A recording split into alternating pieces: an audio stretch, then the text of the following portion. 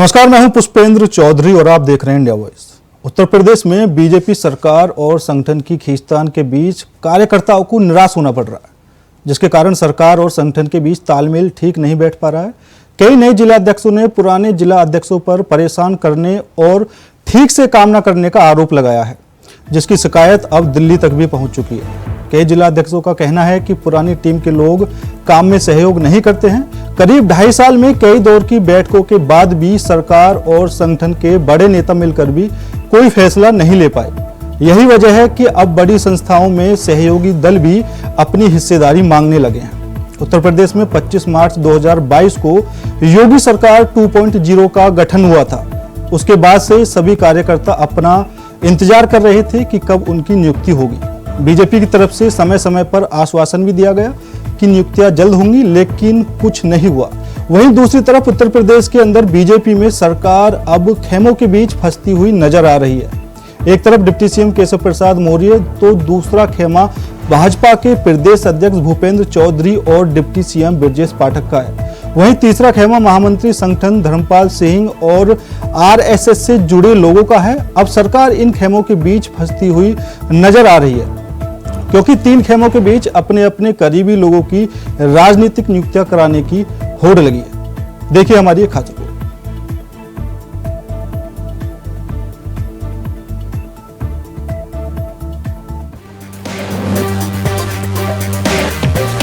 उत्तर प्रदेश में बीजेपी सरकार और संगठन की गुटबाजी की वजह से एक तरफ निगम आयोग और बोर्ड में करीब 11,000 से ज्यादा राजनीतिक नियुक्तियां अटकी, लटकी और भटकी हुई है, तो वहीं दूसरी तरफ जिला अध्यक्षों को नई टीम नहीं मिल पाई है, जिस वजह से सरकार और संगठन के बीच तालमेल ठीक से नहीं बैठ पा रहा है।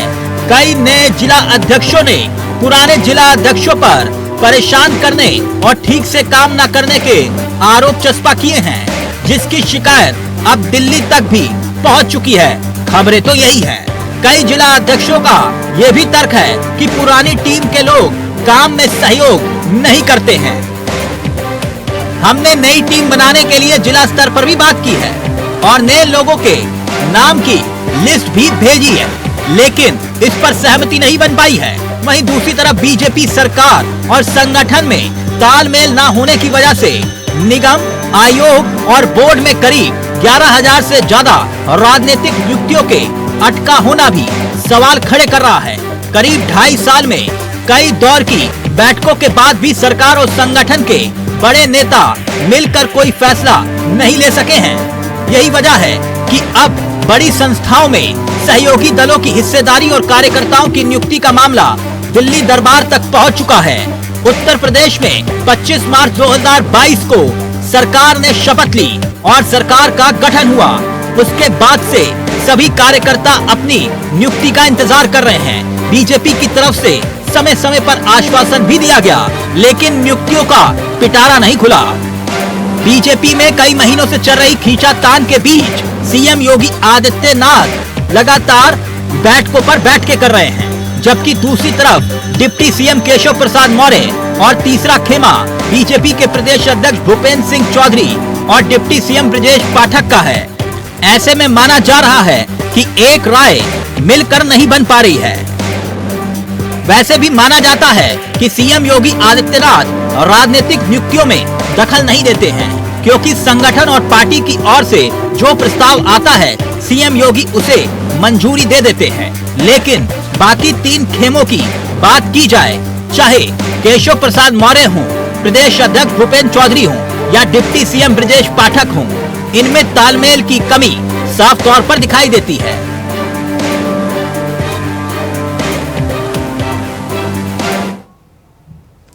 और इसी मुद्दे पर चर्चा करने के लिए हमारे साथ भारतीय जनता पार्टी से अविरल मलिक जी, समाजवादी पार्टी से पूजा मिश्रा और कांग्रेस से राहुल सिंह जी, आप तीनों ही मेहमानों का बहुत बहुत स्वागत है। सबसे पहले अविरल जी, मैं आपसे ही सवाल लेना चाहूंगा।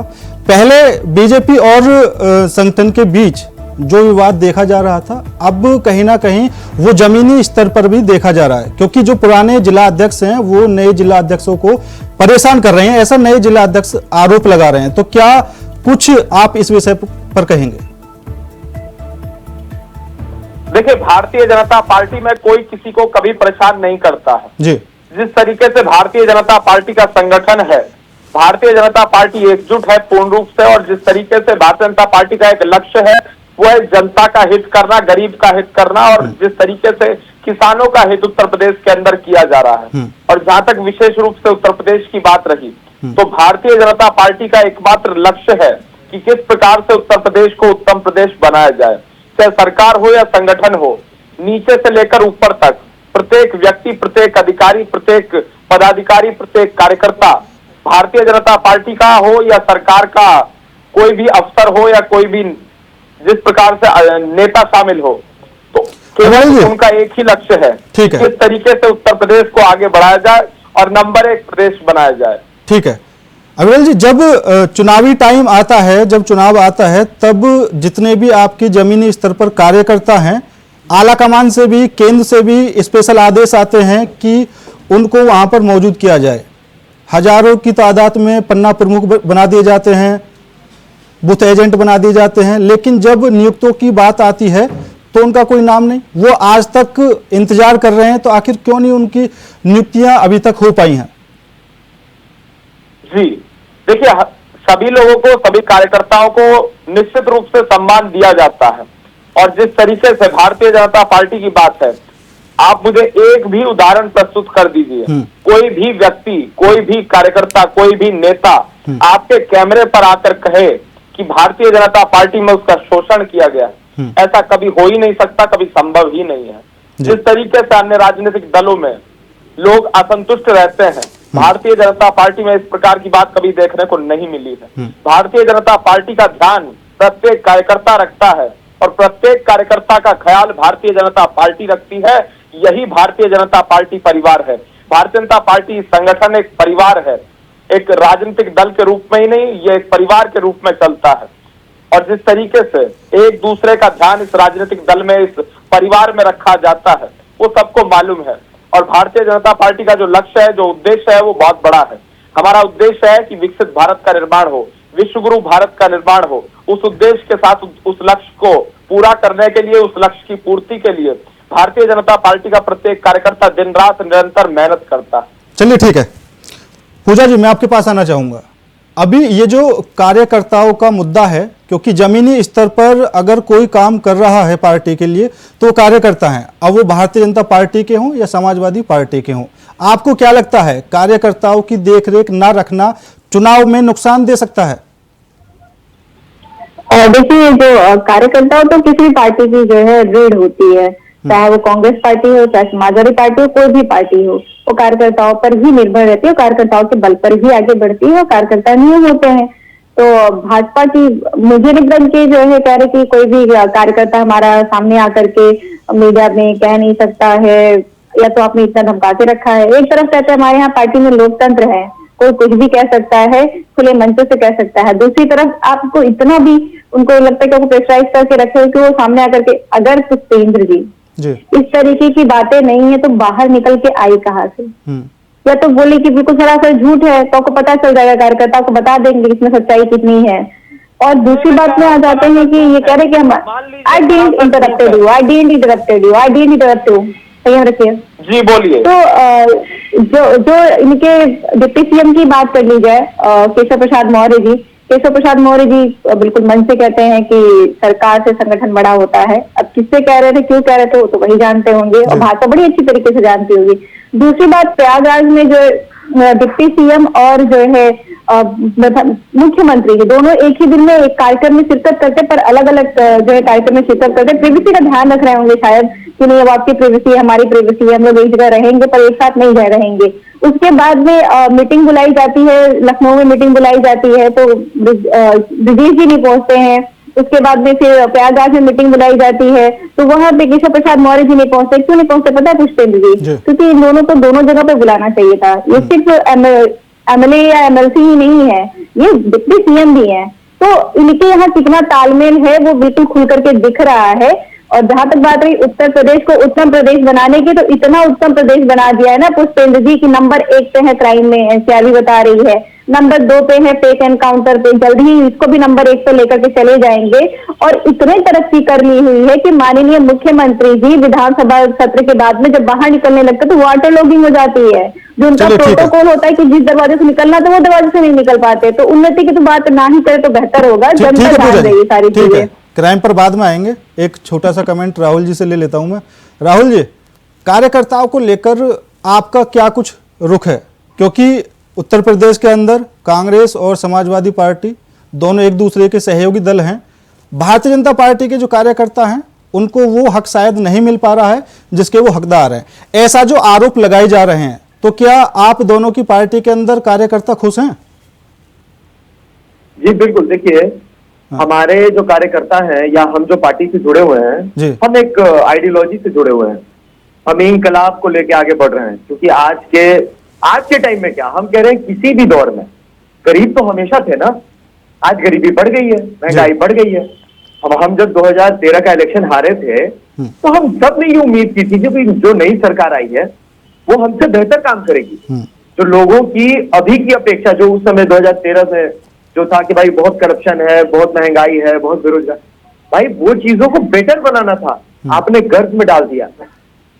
भुखमरी में 55 स्थान पे थे, जिससे बिल्कुल गर्व नहीं था। हमें इरेडिकेट करना था पॉवर्टी और भुखमरी, लेकिन हमने उसमें और ग्रोथ किया और आज हम 111वें स्थान पे हैं 125 कंट्री में। तो हम देख रहे हैं कि धीरे धीरे ये धीरे धीरे हम लोग बैकवर्ड कैसे जाने लगे। और ठीक जहां है। तक इंटरनल पॉलिटिक्स की बात है, तो देखिए बीजेपी उत्तर प्रदेश में ज्यादा क्या चल रहा है, बीजेपी ये मानने के लिए तैयार नहीं है कि हम लोग अपनी गलती से आ रहे हैं। सीट का जो भी नुकसान हुआ है, बीजेपी में कोई जिम्मेदारी लेने के लिए तैयार नहीं है। अपने आप को अभी भी देख रहे हैं कि सीएम अभी भी बुलडोजर बाबा अपने आपको कहलवाते हैं। अरे भैया, इससे नुकसान हो रहा है आपकी पार्टी को। बुलडोजर बाबा, रावण राजा ऐसे करके ना जनता को दुख होता है। ठीक है सर। हम पे कोई तानाशाह आ गया है, बुलडोजर लेके कभी भी चढ़ा देगा। ठीक है। कोई भी आरोप लगा के बुलडोजर, ये है कितने लोगों के घर तोड़ती, ये गलतियां नहीं मान रहे हैं। राम जी का फोटो लेके हाथ में और अरुण सॉरी नहीं क्या नाम उनका, जो रामायण में राम जी का किरदार प्ले किए थे, वो वोट मांग रहे थे। तो आपको नहीं करना चाहिए। क्या आप बताएं? चलिए ठीक है, मैं राहुल जी आऊंगा आपके पास। अग्रवाल जी, सीधा सा सवाल है अभी। उसके बाद भी देखिए, उसके बाद भी ये हिंदुत्व की राजनीति ही करना चाहते हैं जी। आप जैसा कि देख सकते हैं, अभी वक्फ बोर्ड का बिल आया बिना उनसे बात किए हुए। अरे किसी भी धर्म को अपना एक ये बनाने का संविधान इजाजत देता है, लेकिन इसमें नॉन जो गैर मजहब के लोग हैं उनको बोला जा रहा है कि आप रखिए। तो हम कह रहे हैं कि ये झूठ मूठ का देख रहे हैं कि अराजकता फैलाने के लिए ऐसे नियम बनाते हैं। अभी देखिए कांवर यात्रा में लोगों ने नाम का वो किया, सुप्रीम कोर्ट ने डाटा किए, क्या कर रहे हो। तो ये लोग आपस में ये अपॉर्चुनिस्ट लोग हैं। और जैसा कि बीजेपी गुजरात में देखिए, जहां से अमित शाह और नरेंद्र मोदी जी आए हैं, ये लोग गुजरात बीजेपी में क्या करके आए हैं, ये इतिहास है कि पूरा वहां पे ब्लड हो गया था। हिरेन पांड्या का मर्डर हुआ, सोहराबुद्दीन को उसकी वाइफ का कत्ल हुआ, सीबीआई ने अमित शाह पे चार्जशीट बनाया 2010 के बाद, 4 साल बाद उसके बाद सारे केसेस को वापस ले लिया गया। तो इसमें तो बड़े जजेस का मर्डर हुआ। अग्रवाल जी जवाब दीजिए। सीधा राहुल जी ने कहा कि एक तो भारतीय जनता पार्टी अपनी हार नहीं मान रही है। उत्तर प्रदेश के अंदर लोकसभा चुनावों में जो स्थिति भारतीय जनता पार्टी की हुई है वो अभी तक मानने को तैयार नहीं है। दूसरा, अब जो कार्यकर्ताओं का और जिला अध्यक्षों का जो मुद्दा चल रहा है, अगर आप अपने कार्यकर्ताओं को पहले से नियुक्त कर देते, उनको जो हक मिलना था वो दे देते, तो आज जो सहयोगी दल भी अपनी हिस्सेदारी मांगने को मजबूर है ना, तो वो शायद नहीं आते।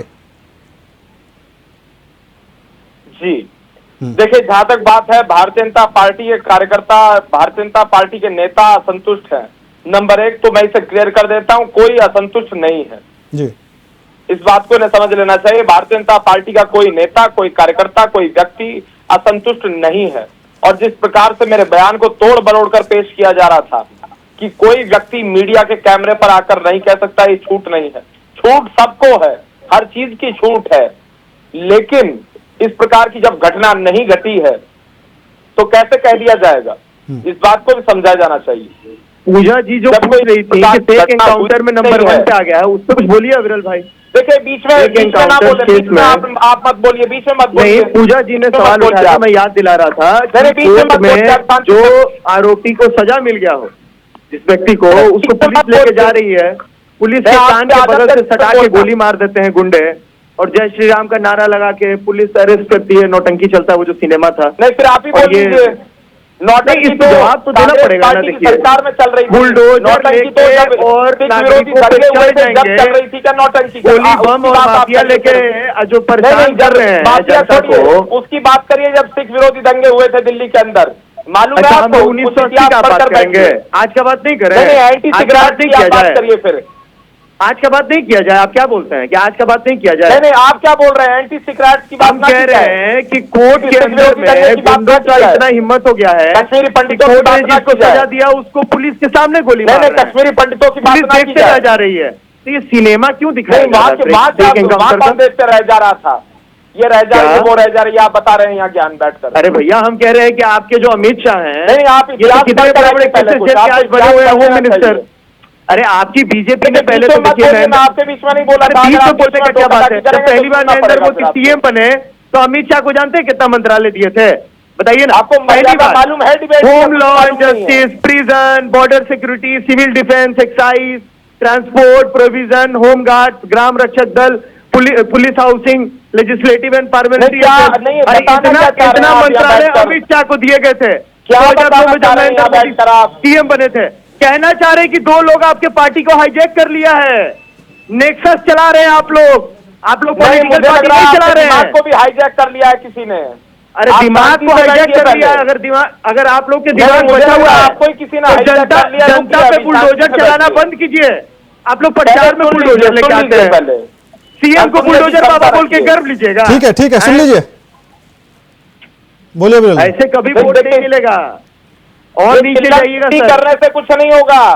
चिल्लम अब चिल्ली हुआ तो है, देखिए 240 आप लोग अभिनव जी, यहाँ पर अभी जो अगर सबसे आप लोग बड़ा को सवाल और है नीचे वो जाना यह है। बनता है, राहुल जी सुन लीजिए, जी अभिनव जी, सबसे बड़ा सवाल यहाँ पर यह बनता है कि सीएम योगी उत्तर प्रदेश में अच्छे से मेहनत करने से लगे हुए हैं, उपचुनाव आने वाले हैं, लेकिन जो खेमों में बीजेपी बटी हुई है फिलहाल, केशव प्रसाद मौर्य अलग, धर्मपाल अलग, भूपेंद्र चौधरी और ब्रजेश पाठक का खेमा अलग, तो ये चल क्या रहा है? अगर एकजुट होकर सभी लोग उपचुनाव पर फोकस करें तो उसमें अच्छे से हो सकता है जीत मिल जाए, लेकिन अभी तो इस हिसाब से चलता रहा तो आपको नुकसान हो जाएगा। आपने देखा था पंजाब में क्या हालत हुई थी कांग्रेस की, आपस में ही 2 खेमे बन गए। नवजोत सिंह सिद्धू कैप्टन अमरिंदर के खिलाफ उतर गए, कांग्रेस ने कैप्टन अमरिंदर को सीएम पद से हटा दिया। आने वाले विधानसभा चुनावों में क्या हुआ? पंजाब से कांग्रेस का पत्ता साफ हो गया। जी देखिए, ये बात बिल्कुल फर्जी है, और क्यों फर्जी है इसका कारण आपने ही अभी बीच में बता दिया। आपने धर्मपाल जी का एक अलग गुट बताया है, तो प्रदेश महामंत्री संगठन का ना कभी कोई गुट होता है, ना कभी रहा है, ना हो सकता है। जी। ये बिल्कुल हजम, एक सेकंड हाँ। ये बिल्कुल किसी प्रकार से ये बात हजम हो ही नहीं सकती है। हाँ। इसी के आधार पर मैं कह सकता हूँ ये पूरी बात फर्जी है। हाँ। ये पूर्ण रूप से जहां से भी ये सूचना आ रही है निकलकर, जो भी व्यक्ति इस सूचना को फैला रहा है कि भारतीय जनता पार्टी उत्तर प्रदेश में कोई गुटबाजी है, तो ये पूरी सूचना फर्जी है। और जिस तरीके से उत्तर प्रदेश भारतीय जनता पार्टी एकजुट है वो सबको मालूम है। अब बात हुई हार की, हार के कारणों को यदि आप देखें, उसका आप आकलन करें, जो मैंने अपने स्तर पर किया है या हमारे कार्यकर्ताओं ने किया, उसमें मुख्य कारण रहा जिस तरीके से विपक्ष के द्वारा संविधान को लेकर झूठ फैलाया गया। इनके द्वारा कहा गया कि संविधान पलट दिया जाएगा। सुन लीजिए, ठीक है। बोल रहे थे कि संविधान ये बदलने बीच के में ना चार बोले, आ बीच जाएगा में तो। ना बोले, नहीं, बीच झूठ में ना बोले बोले। ना अविरल भाई, झूठ ना बोले। अरे अभी आप भी बैठ के यहाँ नहीं, बीच में मत responsibility नहीं ले बोलिए। रहे। मैं आपके बीच अरे में नहीं बीच बोला, में बीच में आप मत छोड़िए, आप बोलिए। सवाल का जवाब दीजिए ना कि झूठ क्यों बोल रहे हैं। नहीं, बीच में मत आपके बोलिए। विधायक बोल रहे थे, आपके मंत्री बोल रहे थे सुन कि लीजिए 400 पहले। की राहुल जी सुन लीजिए, तो संविधान ठीक है, बदल देंगे। राहुल जी सुन लीजिए, या आपके मुंह से आया था सर, बीजेपी के अभिनव मुंह जी से। बात पूरी कीजिए आप। नहीं, अगर आप इस प्रकार से बीच में बोलेंगे, टोका टाकी योगी करेंगे, जी फिर के मैं भी बहुत साइट कुछ पे, पूछ सकता योगी हूं। जी के साइट पे जाइएगा तो एक ऐसे मिलेगा आपको कि आरक्षण की आग में जलता सुलगता भारत। शर्माता है उनको हैं कि एंटी कॉन्स्टिट्यूशनल बात लिखे हुए वहां पे ऐसे में प्रचार कर रहे हैं। सुलग रहा है भारत आरक्षण की आग में। मतलब जो लोग पिछड़े थे उनको आरक्षण नहीं मिलना चाहिए। आरक्षण अनटचेबिलिटी के बेस पे दिया गया था। ये जो नए चोचले लाए जा रहे हैं कि आरक्षण के अंदर में भी कैटेगरी बनेगा। अरे भैया, फाइनेंशियल बेसिस पे आप उनको मदद कीजिए, that is a very good thing, लेकिन आप उनका आरक्षण नहीं छीन सकते हैं। अनटचेबिलिटी के बेसिस पे मिला था।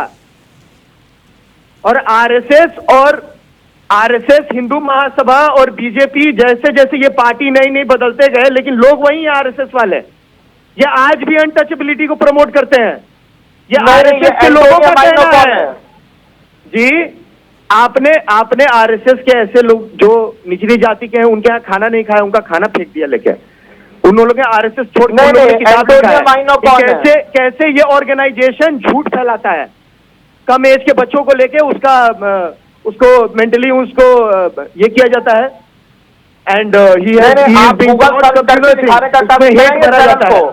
देखिए, फैलाते आप लोग देश को और गरीब बनाते जा रहे हैं। कल के पेपर में छपा था कि बिरला जी, बजाज जी और अंबानी जी का संपत्ति मिला के सिंगापुर का जीडीपी है। अरे भैया, सिंगापुर $72,000 है। एंटोनियो माइनो, ये एक बार गूगल पर लिखिए। अरे भैया, आप पहले जाके लिखिए कि what RSS has done, how it has helped British सरकार to rule in India, how it has opposed Gandhi ji and quit India movement and all the movement done by the freedom fighters. आप पहले ये सर्च कीजिए कि कैसे RSS अंग्रेजों का गुलाम था, अंग्रेजों के लिए सेवा करता था। तो हमारे राहुल जी टॉपिक से मत भटकिए, वहां मत जाइए। आरएसएस क्या था क्या नहीं, ठीक है, समय कम है और मैं सभी से अविरल जी आप अपनी बात पूरी कर दीजिए, उसके बाद मैं पूजा जी के पास आऊंगा। ठीक है, राहुल जी शांत हो जाइए फिलहाल। ठीक है अविरल जी, बात पूरी कीजिए। वही आरएसएस कहा था जब नरेंद्र मोदी को डायरेक्ट सीएम बना दिया गया था? कोई चुनाव नहीं लड़े थे नरेंद्र मोदी, उठा के सीएम बना दिया। इससे आगे हजारों लोगों को कम्युनल तौर पर मरवाया, रेप हुए सिस्टमेटिक ढंग से लोगों का। राहुल जी सुन लीजिए, अगर आप इस नियम की बात करते हैं, आप नियम की बात करते हैं, तो आपको भी पता होना चाहिए। प्रचार में सुनिए, प्रचार में नरेंद्र मोदी जी लोगों से कि कोई आर्म्स के साथ पाया जाए तो उसको क्या किया जाए, और जनता से बुलवाते हैं कि मार दिया जाए। ऐसा कम्युनल आदमी, ऐसा आतंकवादी जैसा बात करने वाला आदमी हमारा प्रधानमंत्री बनेगा? हाँ, दंगा करवा के ये गौरव का निकालेगा। सुनिए, इनका इतिहास हम दोनों जानते हैं, हम सब बैठे हुए यहाँ पे, हम सब जानते हैं अमित शाह का इतिहास क्या है, नरेंद्र मोदी का इतिहास क्या है। ये नागरिकों के खून से नहाए हुए हैं, ये गरीबों के खून से नहाए हुए हैं। आप माफी मांगिए। आतंकवादी जैसी बात ये करते हैं। मैंने कहा कि आतंकवादी जैसी बात करने वाला आदमी हमारा प्रधानमंत्री बनना डिजर्व नहीं करता है। ट्रेन बचा है, मैं कह रहा हूँ आतंकवादियों की तरह बात क्यों करता है ये आदमी? हाँ, मैं बोल रहा हूँ, क्या आतंकवादियों की तरह ये आदमी क्यों बात करता है? बताइए ना। कपड़ों से पहचान लो, इस प्रकार का कपड़ों से पहचान लो, घुसपैठिए हैं, ज्यादा बच्चा पैदा करने वाले इस आदमी को शर्म आता है? ऐसे कम्युनल बयान देने में, ऐसे कम्युनल बयान देने में शर्म आता है? तुम्हें जब बनारस के अंदर में जहाँ पे एमपी से नरेंद्र मोदी छात्रा का रेप करता है, 3 की बात करिए, उस समय नरेंद्र मोदी कुछ नहीं कहते हैं। तो ये जनता को बेवकूफ बनाना ये बंद कीजिए, जनता समझ चुकी है। बारे में एंटोनियो माइनो से पूछिए।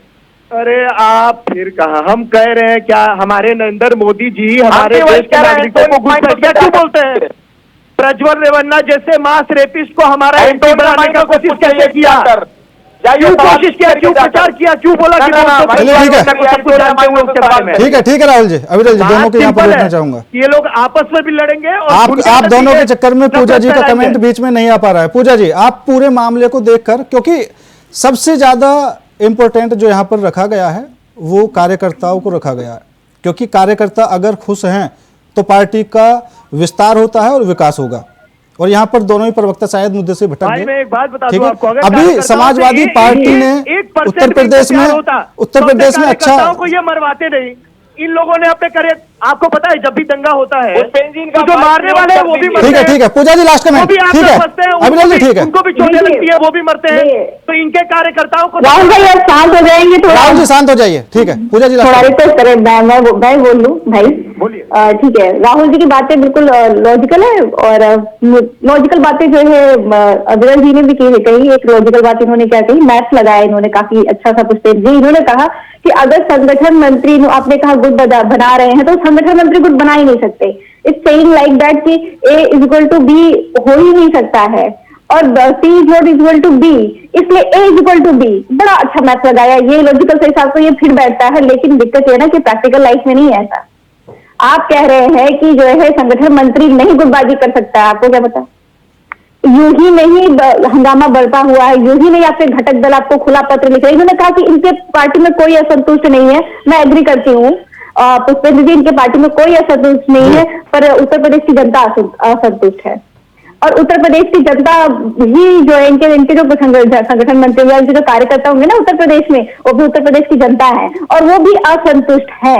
और इसका परिणाम इनको जिस तरीके से कह रहे हैं कि नहीं कुछ गड़बड़ नहीं है, हमारी कोई रेस्पॉन्सिबिलिटी नहीं है, और एक सिंपल सा मैथ लगा करके कि नहीं ऐसा हो ही नहीं सकता, तो ये सारी चीजें इनको जो है खामियाजा भुगतना पड़ेगा। मैं बहुत पुरानी चीजों पर नहीं जाना पसंद करती, मुझे लगता है वर्तमान की बात करिए। वर्तमान में आपने बेरोजगारी बढ़ाई है, वर्तमान में क्राइम आपके सरकार में बढ़ी हुई है, वर्तमान में चीजें खराब आपकी सरकार में हुई है। 10 साल आपको केंद्र में हो गया और 7-8 साल हो गया उत्तर प्रदेश में, और चीजें खराब है। आप जिम्मेदारी किसी और पे नहीं डाल सकते, आपको जिम्मेदारी लेनी पड़ेगी। विपक्ष सवाल करेगा तो आप ये नहीं कह सकते विपक्ष के ऊपर डाल दिया जाए। मैं आप सभी मेहमानों को यहाँ पर रोकना चाहूंगा और आप सभी मेहमानों का बहुत बहुत धन्यवाद इस खास पेशकश में जुड़ने के लिए।